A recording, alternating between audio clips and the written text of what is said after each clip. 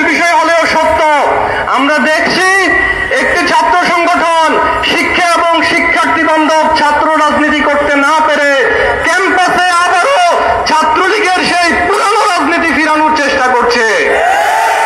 আমরা দেখছি তারা দায় চাপানোর রাজনীতি করছে। আমরা জানতাম ছাত্র দলের মূলনীতি হচ্ছে শিক্ষা, ঐক্য, প্রগতি।